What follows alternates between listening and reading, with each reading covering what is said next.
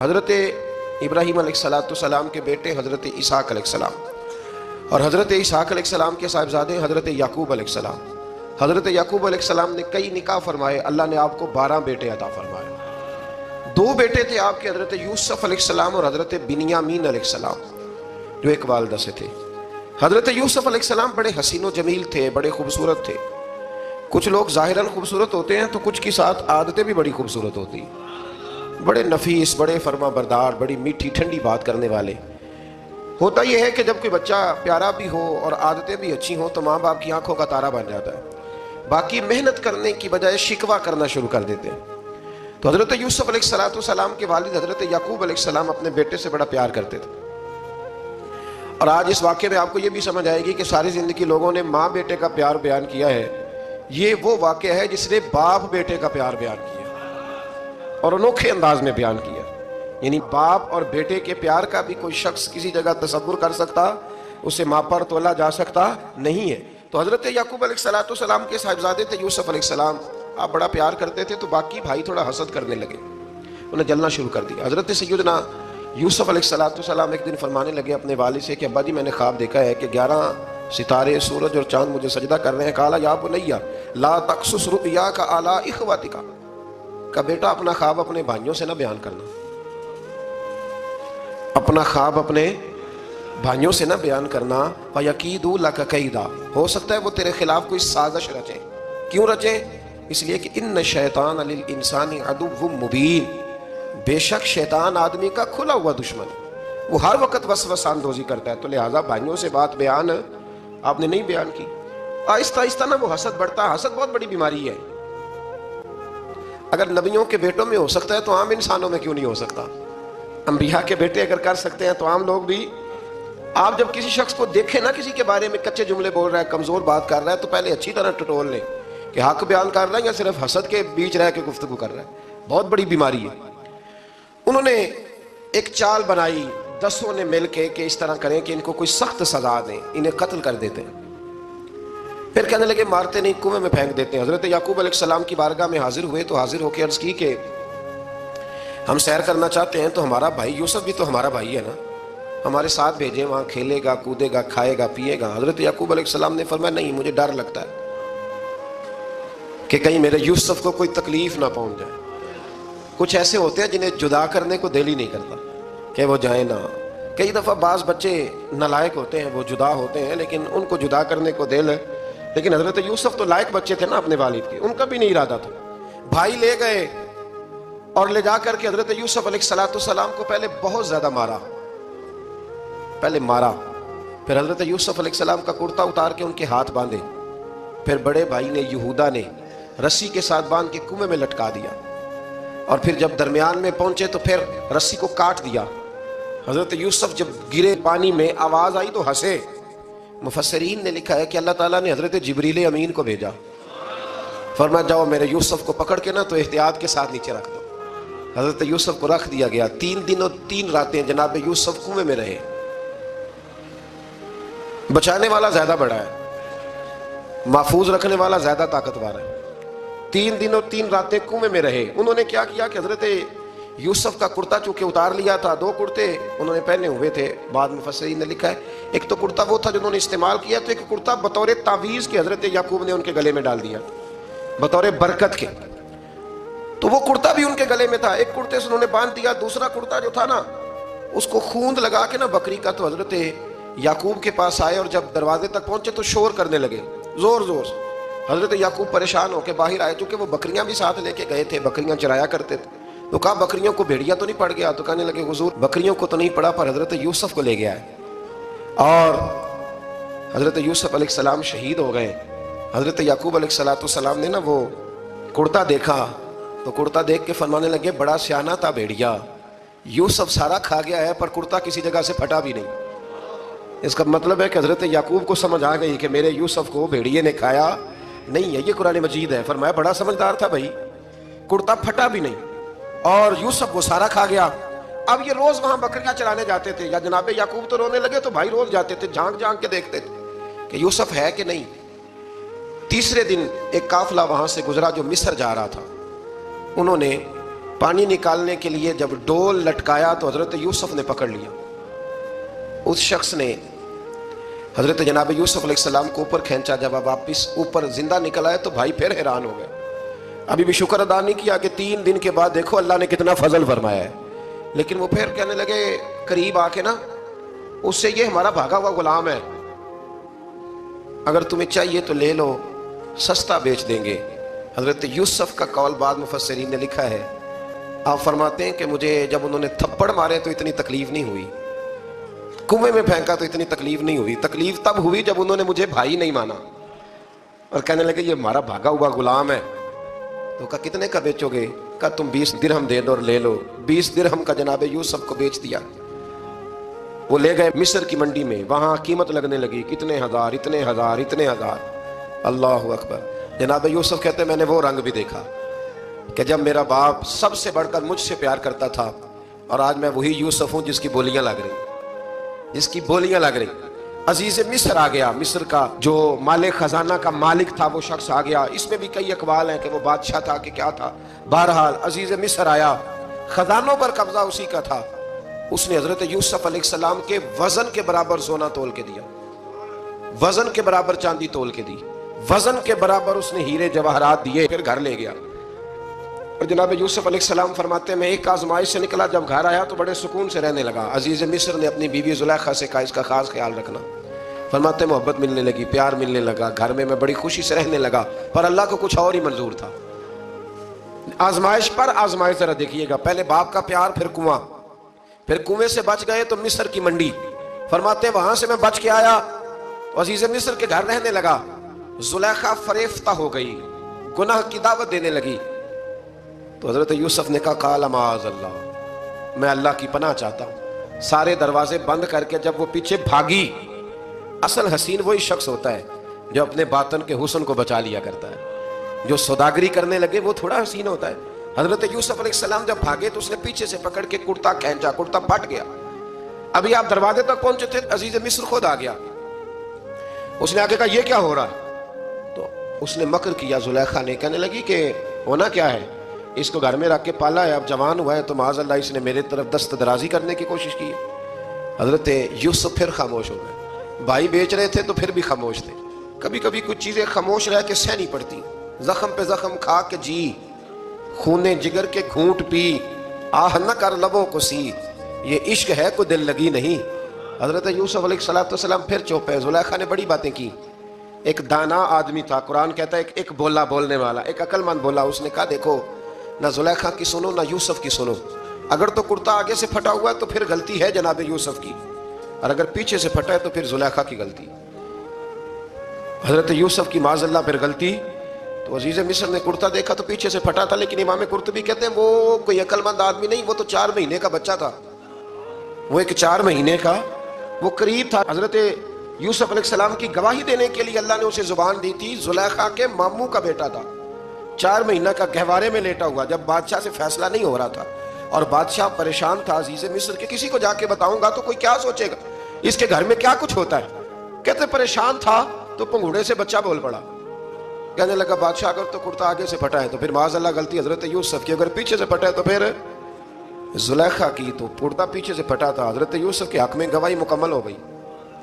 اب آہستہ آہستہ نا دربار میں محل میں بات پھیلنے لگی. تو بیویاں کہنے لگی اوہو زلیخا تو ایک غلام پہ عاشق ہو گئی ہے, ایک غلام پہ. تو زلیخا کہنے لگی تم اجے میرا محبوب نہیں ڈٹھا.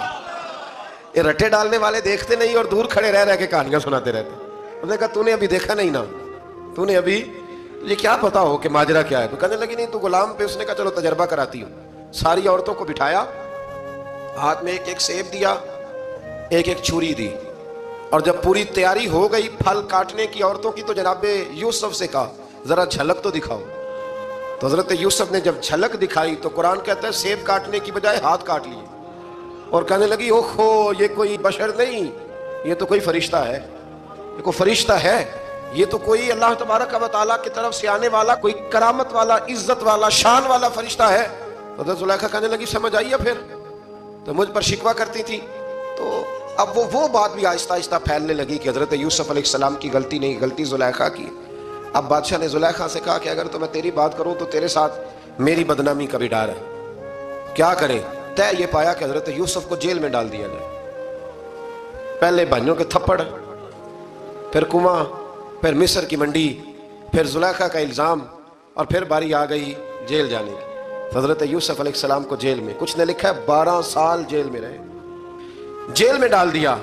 حضرت یوسف علیہ السلام جیل میں کیا کرتے؟ واعظ فرماتے، تبلیغ فرماتے، لوگوں کو اللہ کی توحید کی دعوت دیتے. وہاں جیل میں نا ایک شخص نے خواب دیکھا، اس نے دیکھا کہ میرے سر پہ نا پرندے کھا رہے. تو حضرت یوسف کہنے لگے اس کی تعبیر یہ ہے کہ تجھے قتل کیا جائے گا، اور تیری لاش کچھ دیر پڑی رہے گی تو پرندے تیرے سر پہ آ کے بیٹھیں گے، یہ تعبیر ہے. ایسا ہی ہوا، واقعی وہ شخص قتل ہو گیا. ایک شخص نے دیکھا کہ وہ شراب کشید کر رہا ہے، اس نے بھی تعبیر پوچھی تو آپ نے فرمایا تو اپنے بادشاہ کو پلائے گا. محسوس ہوتا ہے کہ اتنی دیر تک شراب ناجائز نہیں تھی، تو اس کو شراب پلائے گا، یہ اس کی تعبیر ہے. وقت گزرتا گیا. وقت جو ہوتا ہے نا، وقت یہ خود بخود لوگوں کی بے گناہی ثابت کر دیتا ہے. ایک وقت میں نا پراپوگنڈا ہوتا ہے تو ہر آدمی پراپوگنڈے کا شکار ہوتا ہے. پھر جب وقت گزرتا جاتا ہے تو خود بخود وقت کا گزرنا کچھ چیزوں کا خود بخود حل بن جاتا ہے. حضرت یوسف علیہ نبینا علیہ السلام کو جب 12 سال بیت گئے تو بادشاہ نے، عزیز مصر نے خواب دیکھا. اس نے خواب دیکھا کہ 7 موٹی تازی گائیں دبلی پتلی گائیں کو کھا گئی، اور 7 خشک بالیاں ہیں اور 7 سرسبز و شاداب بالیاں ہیں. اپنے وزیر سے کہنے لگا کوئی تعبیر والا بندہ ملے. اس نے کہا کہ ایک بندہ ہے جس کی تعبیریں بڑی سچی ہیں. اب وہ کون؟ کہنے لگے جناب یوسف.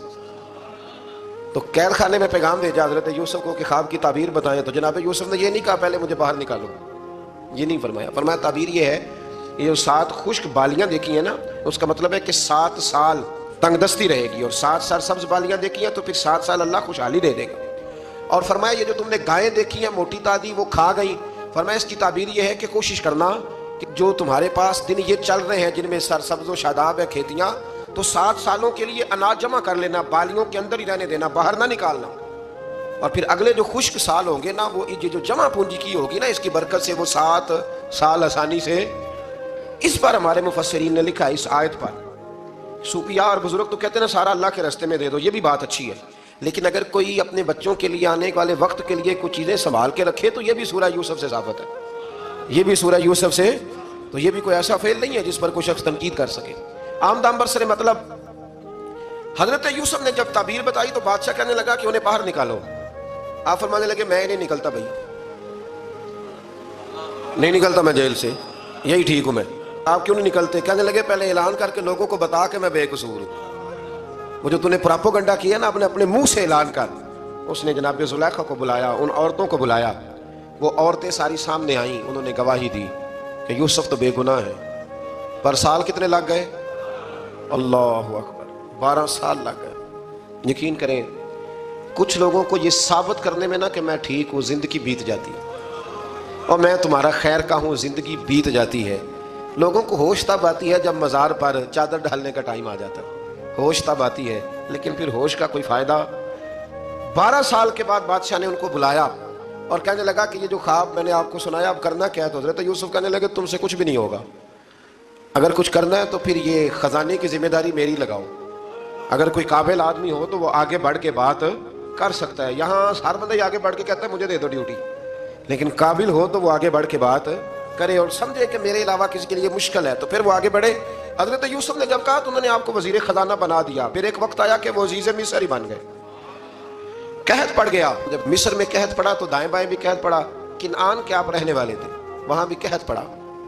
حضرت یعقوب بیٹے کی یاد میں رو رو کے تو آنکھوں کی بینائی چلی گئی. اور یارو باپ بھی بڑا ہی پیار کرتا ہے، بڑا ہی پیار کرتا ہے، بڑا ہی.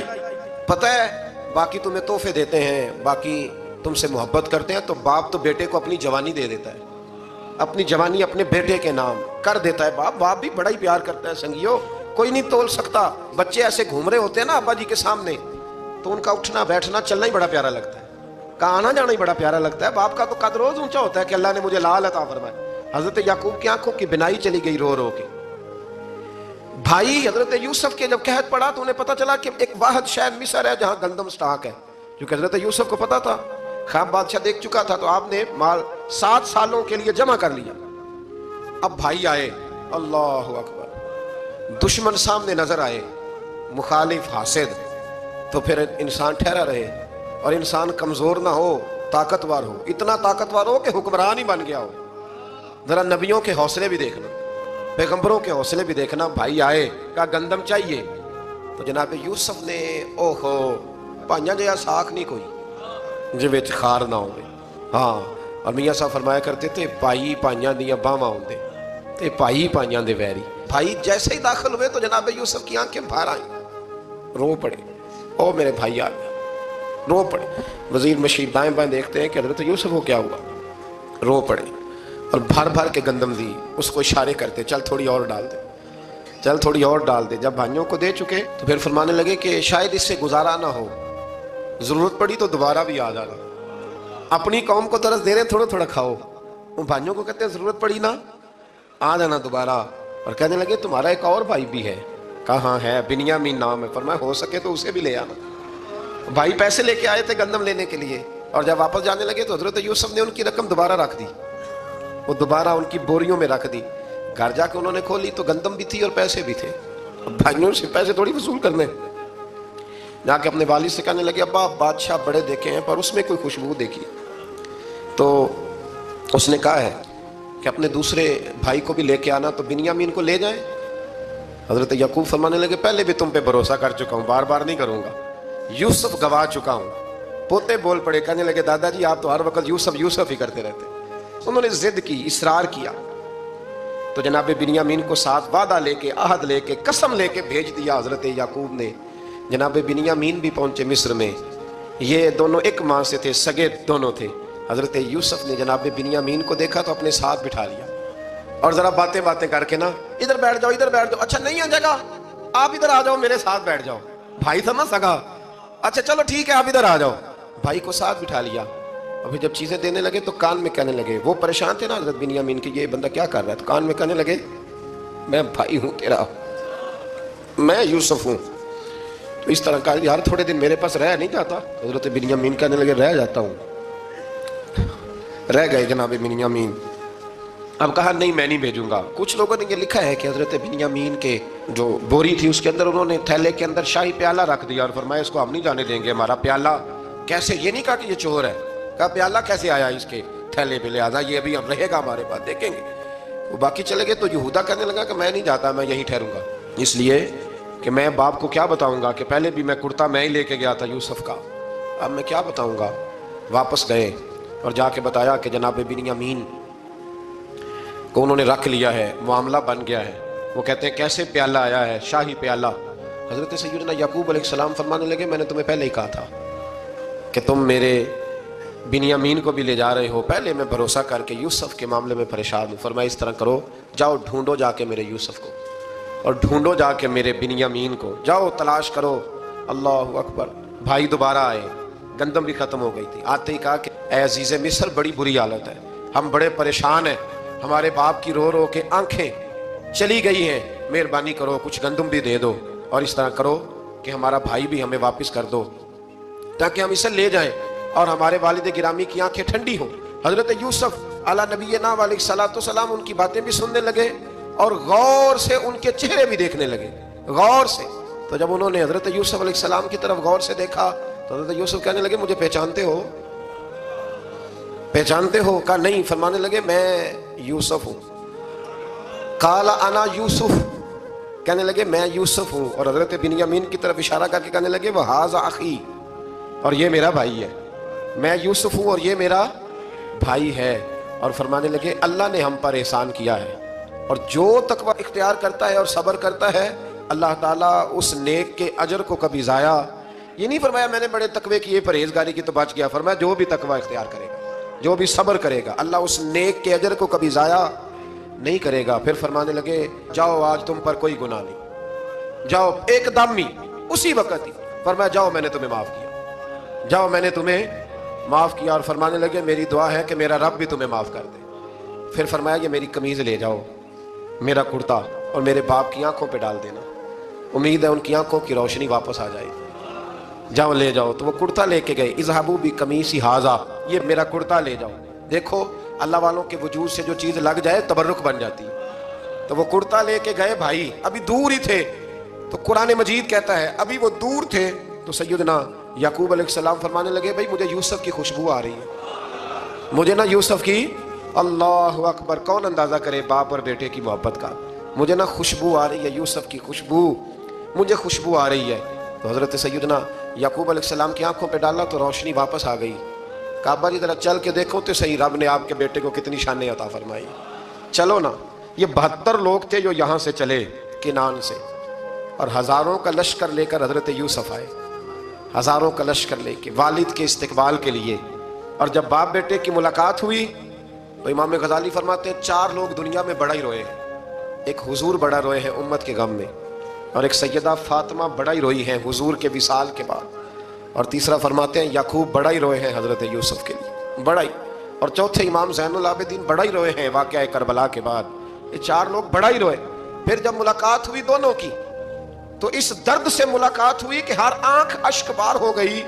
باپ بیٹا اتنی وارفتگی سے مل رہے تھے، اتنی وارفتگی سے کہ دائیں بائیں انہیں خبر ہی نہ رہی کہ باقی لوگ بھی ہیں۔ حضرت علامہ اسماعیل حقی نے لکھا ہے کہ جناب جبریل امین حضرت یعقوب کے کان میں کہنے لگے بس کریں، اوپر تو ذرا نظر اٹھائیں، فرشتے بھی دیدار کے لیے آئے ہوئے ہیں، دیکھیں اللہ کے فرشتے بھی آئے ہیں اس منظر محبت کو دیکھنے کے لیے۔ حضرت سیدنا یعقوب علیہ السلام، حضرت یوسف کی والدہ، اور پھر آپ کے 11 بھائی سارے آپ کے لیے سجدے میں گر گئے۔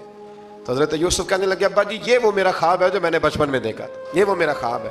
حضرت سیدنا یعقوب علیہ السلام پھر کم و بیش لگ بھگ 23 سال، کچھ نے لکھا ہے 40 سال مصر میں رہے، اور جب وصال ہونے لگا تو حضرت یوسف سے فرمانے لگے بیٹا مجھے یہاں دفن نہ کرنا، مجھے وہیں لے جانا جہاں میرے والد دفن ہے۔ وہاں جا کے وہ دفن ہوئے۔ حضرت یوسف علیہ السلام نے پھر سالوں حکومت کی مصر پر، پھر وہیں ان کی تدفین ہوئی، اور جب تدفین ہوئی تو اختلاف ہو گیا، ہر قبیلہ کہتا تھا ہم نے اپنی طرف یوسف کو دفن کرنا ہے، اس لیے کہ جس طرف ان کو دفن کریں گے خوشحالیاں ہوں گی۔ پھر فیصلہ ہوا کہ سنگ مرمر کے تابوت میں رکھ کے حضرت یوسف کو دفن کیا جائے، اور دفن کرنے کے بعد ایسی جگہ پہ دفن کیا جائے جہاں سے پانی چھو کے گزرتا ہے۔ تو ان کو وہاں دفن کیا گیا، پانی چھو کے گزرتا تھا، لوگ کھیتیوں کو لگاتے تھے اور مصر سرسبز و شاداب رہتا تھا۔